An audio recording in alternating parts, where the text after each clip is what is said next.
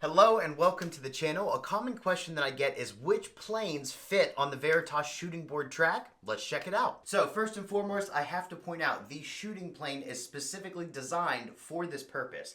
That's why it has a perfectly flat edge on one side, so when you put it in the track, it locks in. So really all the pressure you need to do is forward.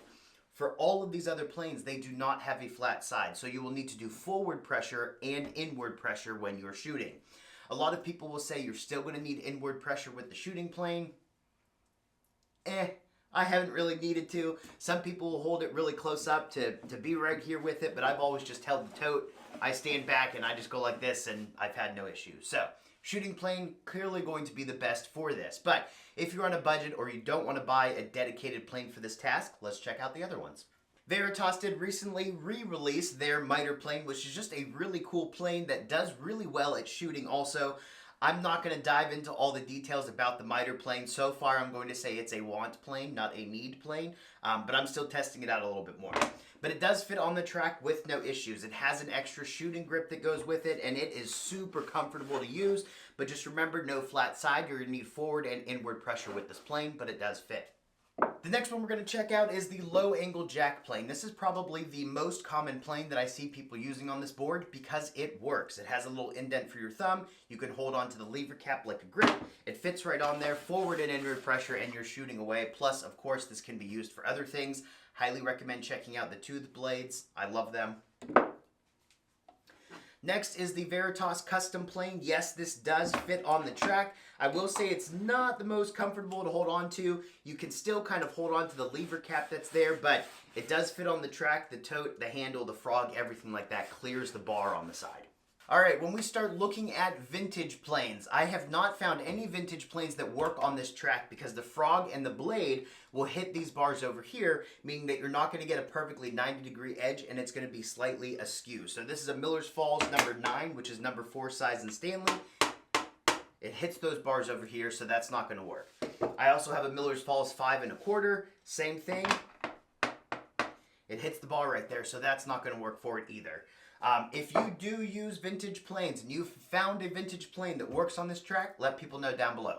Now, I thought about this after the fact. You could modify this if you wanted to by shaving this side of the track down and making it lower so you can fit the vintage planes into it. But in my opinion, if you're going to modify this track at all, why buy the track?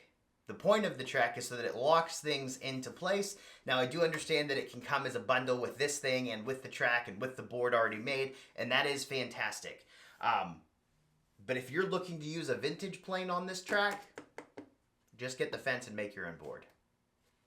Sorry, Lee Valley.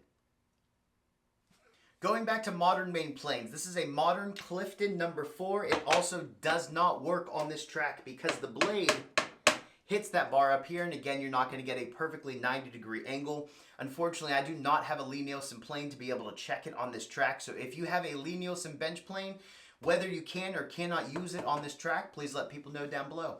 Next, we're going to get into some of the more non-standard type planes. So this is a Veritas low angle number 3 size. I think they call it I'll throw it up on the screen. They have weird names for these bevel up ones, but this is the size of a number 3 plane. It does fit on this track with no problem at all. It has an indent for your thumb. You can hold on to the lever cap just like the low angle jack plane. Works really well on this, especially for small pieces. Now, I don't have the 4.5 size bevel up plane, but from what I remember, the side of it wasn't perfectly flat, just like this jointer plane. So because that's not perfectly flat, you don't want to use it on this track because you're not going to get a perfectly 90-degree edge. Next, I want to look at the Veritas block plane. This is the Veritas NX60 or DX60. I think this is the DX60. I tend to get them confused. This fits perfectly fine on the shooting board.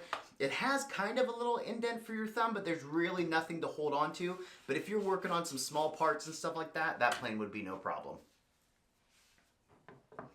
Lastly, I'm going to look at the Veritas Bevel Up number 1, and let me just say that I love this plane, and I reach for it way more than I ever thought I would, because essentially it is the size of a block plane with just a tote and a knob that just makes it so much easier to use. I one-hand use this plane. I go crazy with it. This thing's awesome.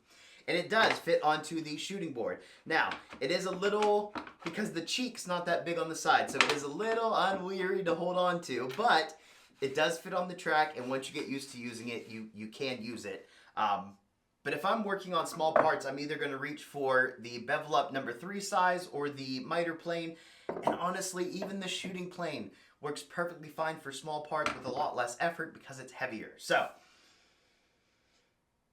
I don't think I have any other planes to test. My till is clear.